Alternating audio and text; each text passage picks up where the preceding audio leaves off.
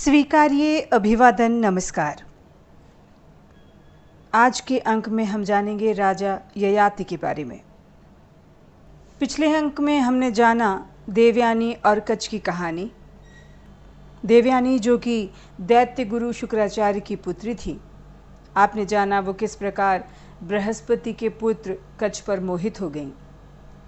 उन्होंने कच्छ से जाते समय प्रणय निवेदन किया, किंतु कच्छ ने उन्हें इनकार कर दिया, क्योंकि देवयानी कच्छ के गुरु शुक्राचार्य की पुत्री थी, इस नाते वह उनकी गुरु बहन हुई। दूसरा, जब कच्छ को दैत्यों ने मारकर उसे मदिरा में घोलकर गुरु शुक्राचार्य को पिला दिया, तब वह शुक्राचार्य के पेट से बाहर निकला। इस नाते भी उसने देवयानी को अपनी बहन माना। इससे पहले कि राजा ययाति की तरफ मुड़े, इस कहानी का अंत जान लेते हैं। कच्छ ने देवयानी का प्रणय प्रस्ताव ठुकरा दिया। देवयानी की भावनाओं को ठेस पहुंची। उसने कच्छ को श्राप दिया, जिस संजीवनी विद्या को वह सीखने यहाँ आया था वह उसके कभी काम नहीं आएगी। ऐसा श्राप सुनकर कच्छ भी क्रोधित हो उठा और उसने देवयानी को श्राप दिया कि उसका विवाह एक चरित्रहीन व्यक्ति से होगा। इतना कहकर कच्छ देवलोक वापस चला गया। बाद में देवयानी का विवाह राजा ययाति से हुआ। राजा ययाति के ही वंशज हैं कौरव और पांडव, इसलिए राजा ययाति की कहानी जानना यहाँ पर प्रासंगिक होगा। तो आइए अब चलते हैं राजा ययाति की तरफ। अत्रि वंश के राजा नहुष के 6 पुत्र थे। ये वही नहुष हैं जिन्हें कि जीते जी स्वर्ग का सिंहासन इंद्र के स्थान पर मिला था। नहुष के पुत्र थे याति, ययाति, सयाति, अयाति, वेयाति और कृति। याति परम ज्ञानी थे, इसलिए वह राजभोग की कामना से विरक्त थे। इसलिए राजा नहुष ने अपने दूसरे पुत्र ययाति का राज्याभिषेक कर दिया। एक बार की बात है, दैत्यराज वृषपर्वा की पुत्री शर्मिष्ठा और गुरु शुक्राचार्य की पुत्री देवयानी अपनी सखियों के साथ उद्यान में घूम रही थी।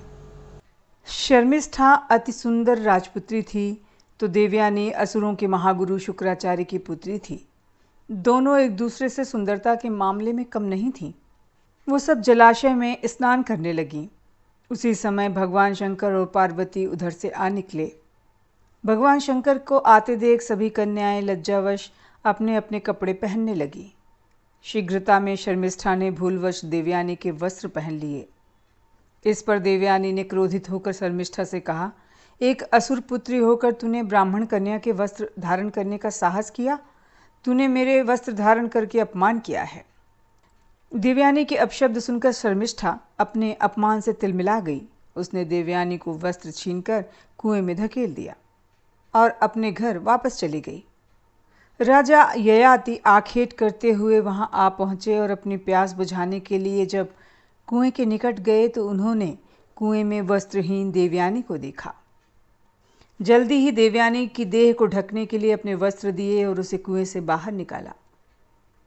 इस पर देवयानी ने प्रेम पूर्वक राजा ययाति से कहा, हे आर्य, आपने मेरा हाथ पकड़ा है, मैं आपको अपने पति रूप में स्वीकार करती हूँ।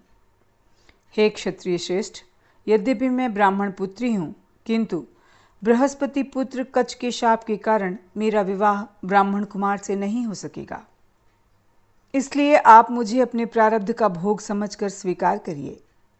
देवयानी वहां से अपने पिता शुक्राचार्य के पास आईं और उनसे समस्त वृत्तांत कह सुनाया। शर्मिष्ठा के किए हुए कर्म पर शुक्राचार्य को अत्यंत क्रोध आया, वह दैत्यों से विमुख हो गए। इस पर दैत्यराज वृषपर्वा ने अपने गुरु को मनाने की हर कोशिश की। बड़ी मुश्किल से शुक्राचार्य का क्रोध शांत हुआ तो वह बोले, हे दैत्यराज, मैं आपसे रुष्ट नहीं हूँ, किंतु मेरी पुत्री देवयानी अत्यंत रुष्ट है।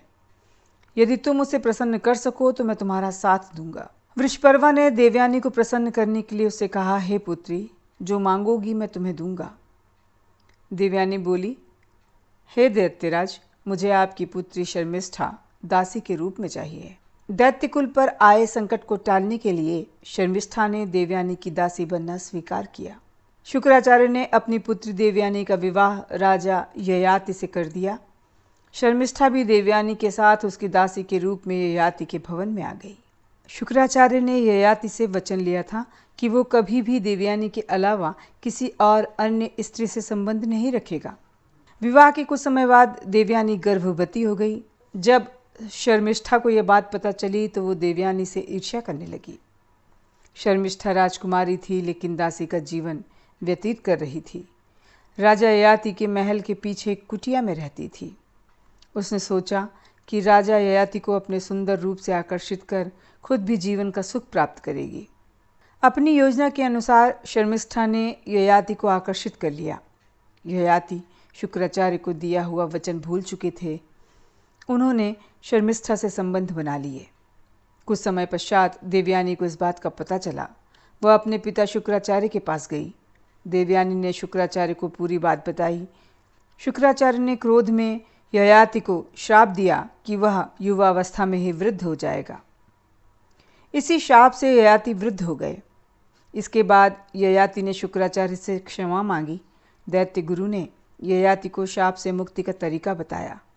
यदि कोई तुझे प्रसन्नतापूर्वक अपना यौवन दे देगा तो तुम उससे अपनी वृद्धावस्था बदल सकते हो। इसके पश्चात राजा ययाति ने अपने सभी पुत्रों से इस बात की चर्चा की, लेकिन सभी ने कन्नी काट ली। छोटे पुत्र पुरु ने पिता की मांग को स्वीकार किया।